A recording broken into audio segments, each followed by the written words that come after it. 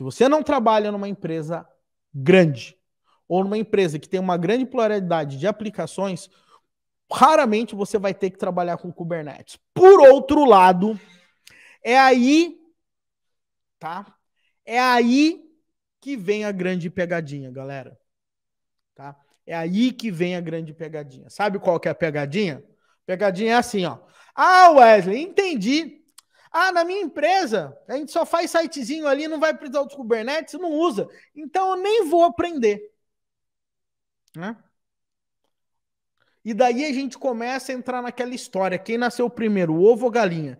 Será que eu não consigo trabalhar com grandes aplicações porque eu não sei muitas coisas? Ou pelo fato de eu não saber essas coisas, eu não consigo trabalhar com grandes aplicações? Entende o que eu estou dizendo, galera? Pessoal, se você é desenvolvedor, desenvolvedora, existem coisas nos dias de hoje que você tem que saber. Eu não tô aqui nessa live falando que você vai ter que ser o master super ninja de Kubernetes. Não, porque eu mesmo não sou. Tá? Mas existem coisas mínimas que todo dev hoje em dia tem que saber. O dev tem que manjar de container. Hoje em dia não tem mais como ser um desenvolvedor sem saber Docker. Tá? E se você não sabe, com todo o carinho do meu coração que eu digo para vocês, tá? Aprenda o quanto antes. Saber Docker hoje é que nem saber Git. Não vai dar mais para você trabalhar em nenhum lugar se você não souber Docker. E o próximo passo do Docker é o Kubernetes. Entendeu? Então, galera, quanto for o maior leque de conhecimento que você tem, maior são as suas possibilidades. Tá?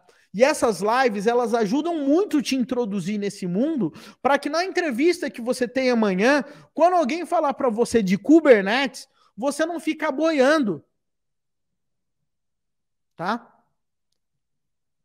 Essa que é a nossa ideia, galera. Então, bora pro ataque. É super importante você entender como é que esse cara aí funciona. Legal? O Gabriel Silva, ele fez uma pergunta muito pertinente aqui pra gente, tá? Ele fez uma pergunta que é a seguinte: para poucos serviços, você pode usar Dockerfiles com Docker Compose? Gabriel Silva, com toda certeza. Se você tem pouquinhos serviços ali, você pode rodar, botar um health check, pedir para o Docker Compose restartar o container e tá tudo bem.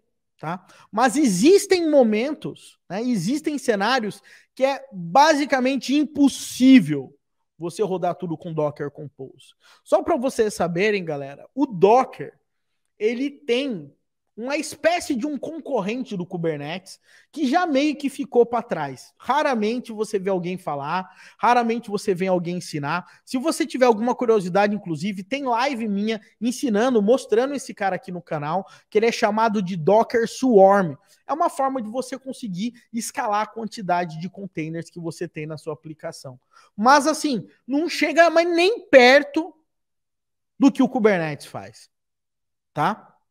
Então, isso aí é um ponto assim extremamente importante para a gente conseguir coisar. E hoje, que a gente está num mundo de microserviços, né? É até já, como que eu posso dizer? Até meio que dá no saco, né? A gente, não querendo ser tão grosso assim, mas até meio que dá no saco falar, microserviço. Cara, hoje em dia já virou tudo microserviço, é meio que óbvio, tá? E no meio de um monte de microserviços, trabalhar com Kubernetes é meio que comum. Conceitos básicos aqui de Kubernetes para vocês começarem a entender a malícia do negócio, tá?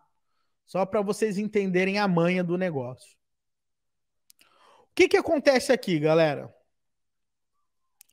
Imagina que você tem a sua aplicação, o seu web server. Tá? O seu web server, ele está rodando, vamos dizer assim, na porta 8080.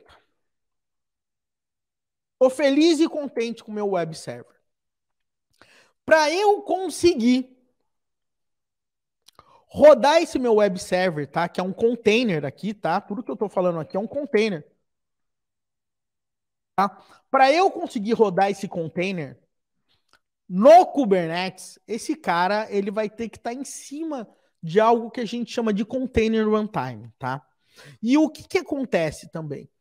O Kubernetes, ele precisa ter uma forma do quê? De gerar IP, trabalhar com DNS, trabalhar com uma série de serviços para que o meu container seja acessado. Faz sentido isso para vocês, galera? Por favor, deixem-me saber, galera. Tá? Então, para que isso aqui seja considerado uma máquina lá dentro do Kubernetes, para a gente ter esse serviço, esse cara, ele precisa ter essa cara. E por conta disso, o que acontece? A gente coloca um invólucro nesse cara. E esse cara vai dar todas essas condições que a gente falou.